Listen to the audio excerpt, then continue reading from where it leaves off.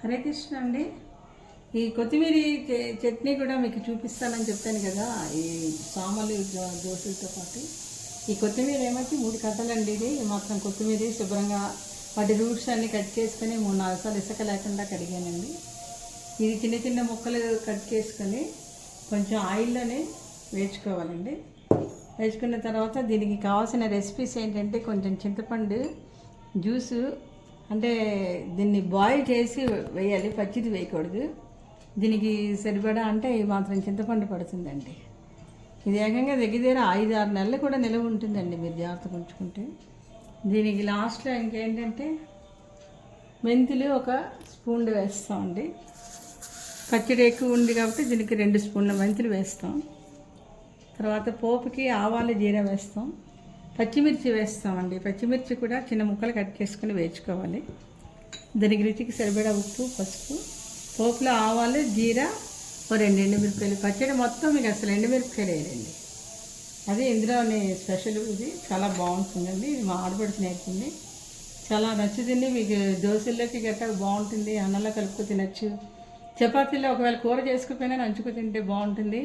అసలు కొత్తిమీర ఏంటంటే దీన్ని జ్యూస్ తాగితే చాలా మంచిదని ఎన్నిసార్లు మీరు వింటున్నారు అందరూ చెప్తుంటే. ఎందుకు అంటే ఇది గ్రీన్గా ఉంటుంది, మనకి క్లోరోఫిల్ దొరుకుతుంది. తర్వాత దీని నిండా ఫైబర్ ఉంటుంది. అదే ఇందులోనే మనకి ఆరోగ్యానికి కూడా, హెల్త్ ఆఫ్ వ్యూలో కూడా చాలా మంచిదండి. ఇది తర్వాత మీకు వేయించేకే చూపిస్తాను. దీంతో ఇదొకటండి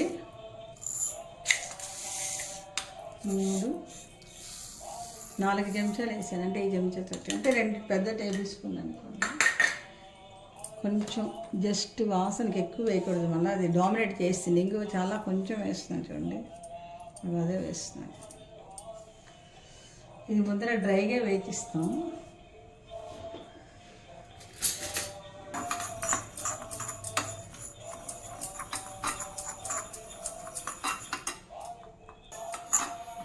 ఇలా కొంచెం ఫ్లేవర్ వచ్చే వరకు వేసారండి, మరి ఎక్కువ వేయకండి. ఎక్కువ వేసారంటే పేజ్ వచ్చేస్తుంది. కొంచెం రెడ్ కలర్ వస్తే చాలండి, మరి మాడికండి.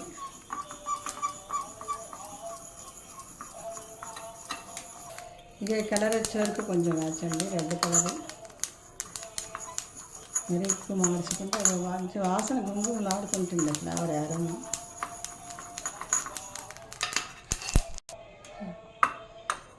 ఆయిల్ వేసి ఎండుమిరపకాయలు జస్ట్ పోపులో వేస్తానండి. ఇది వేసి తిప్పము. ఈ పచ్చిమిరపకాయలతో చట్నీ అంత వస్తుంది. నేను తుల్లి పెట్టా.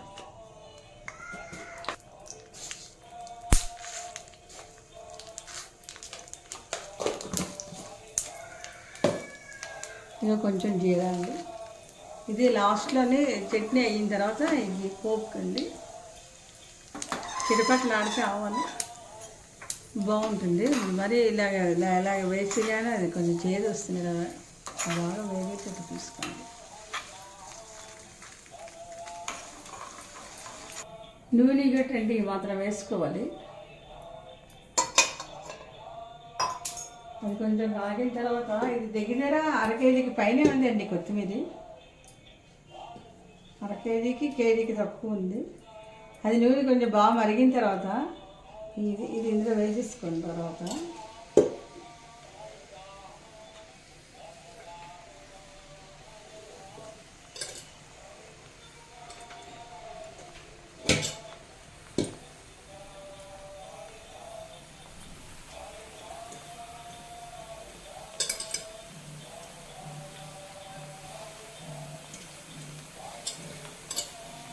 ఈ కాడలు కూడా మరీ ముదర కాకపోతే వేసేసుకోవచ్చు అండి. ముదరవి అంటే తీసేసుకోండి కట్ చేసేటప్పుడు. ఇవి కూడా వేస్తే మంచిదండి వంటకి. ఇలా మరీ ముదరలా అనిపిస్తే పారేసింది. ఇందులో పచ్చిమిరపకాయలు ఆ మాత్రం దానికి ఒక 2 గుంజల కంటే ఎక్కువ పట్టమండి. పచ్చిమిరపకాయలు ఇవ్వటండి మీకు స్పైసీ కారంగా తగ్గట్టుగా చాలా తక్కువ పడుతుంది. ఇది చూడండి 2, 3, 5, 6, 7, 8, 9, 10 మిరపకాయలు వేసాను. ఇంకా తక్కువ కూడా వేసుకోవచ్చండి. 4-5 మిరపకాయలు కూడా వేసుకోవచ్చు. మరి అర కేజీకి ఎక్కువ ఉంది కదా అని వేసాను. అయితే 4-5 మిరపకాయలకు కూడా బాగానే ఉంటుంది టేస్ట్. ఇది బాగా రెడ్గా వేగే వరకు ఉంటుంది. ఇందులో కొంచెం పసుపు వేసానండి. పసుపు వేసాక దీనికి రుచికి సరిపడా ఉప్పు వేసుకుంటారు. ఇంకా చూడండి ఇంటి వేసాను. మరి కొంచెం వేస్తాను అంటే 3 చెంచాలు అనుకుంటాను. వేసిన తర్వాత చింతపండు మీకు ముందర చూపెట్టాను కదండి. చింతపండు అని ఇలా వాటర్ వేసి దీనికి బాగా బాయిల్ చేసి ఉడకపెట్టాలండి. ఉడకపెట్టిన తర్వాత ఇది చల్లార్చి ఈ జ్యూస్ తోటి ఆ పచ్చడి రుబ్బుతామండి. మళ్ళీ పైన చల్లనీళ్ళు గట్ట వేయకూడదు. ఇది కొంచెం చిక్కగా తీసుకోవచ్చు, లేదా కొంచెం అంటే దీనిగా కూడా పచ్చగా తీసుకోవచ్చు. మళ్ళీ పై చల్లనీళ్ళు అవి వేయొద్దు. ఈ వేడి నీళ్ళు చల్లార్చాక ఇన్ని నీళ్ళు వేసాను అంటే దీనికి దగ్గర ఇంత చింతపండు పడుతుందండి. మాత్రం చేతితో పట్టుకుంటే ఆ పులుపు వేస్తేనే మీకు నిలవ ఉంటుంది. ఇంకా ఇలా ఉడికిపోయింది చూసారా, ఉడికి పెట్టేస్తుంది కదా. చల్లారి పెట్టి ఆ జ్యూస్ వేసేసి రుబ్బేసి పోపు కలిపేయండి.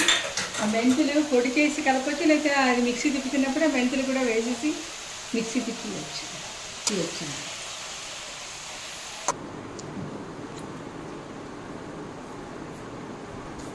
కొత్తిమీర వేచుతున్నప్పుడు కొంచెం చూసారా వాటర్ వచ్చింది కదండి, ఆయిల్ కాకుండా.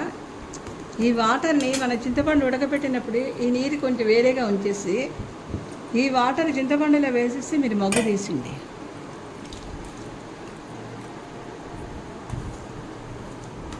అంటే ఇది ఆల్రెడీ ఫ్రై అయింది కదా, కుక్ అయింది కాబట్టి ఇప్పుడు దీన్ని మనం మగ్గు తీసుకొని చిక్కగానే చల్లారి పెట్టుకొని అది వేసి రుబ్బేస్తాం. 3 చెంచాలు వేసాను కదండి. ఇది మనకి వేగాక ఏమాత్రం అయింది కాబట్టి కొంచెం మీకు చేదు వస్తుందని డౌట్ వస్తే కొంచెం ఉంచేసుకోవచ్చండి. వేగిన మెంతులు ఇక చింతపండు జ్యూసు, ఉప్పు సరిపడా ముందరే వేసేసాను. మెంతులు కూడా ఇందులో వేసేసి మిక్సీ తిప్పిస్తాం. లాస్ట్లో పోపు కల్పిస్తామండి. ఇంకోటండి ఇలాగ రుబ్బిస్తే అదే మిక్సీ తిప్పితే ఇలాగ వచ్చింది. దీనిలో పోపు కలిపిస్తాను. ఆవాలు, జీరా, కొంచెం ఇంగు చాలా తక్కువ వేసాను. తర్వాత కొంచెం ఆయిల్, అంటే నిలవ ఉండాలి కదండి. ఇంకా ఆయిల్ మీకు అక్కర్లేదు. ఇందులో ఆఫ్ సగం వేస్తే చాలండి, కొంచెం ఉంచుతాను.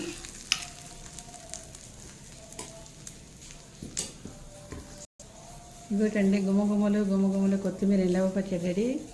ఇది మీరు చాలా జాగ్రత్తగా తడి చేయి పెట్టకుండా ఉంచుకోండి. చల్లారాక ఒక గాజు సీసాలను అందులో ఎయిర్ టైట్ కంటైనర్లో పెట్టి ఒక్కరోజు పైనుంచి ఫ్రిడ్జ్లో పెట్టేసుకోండి.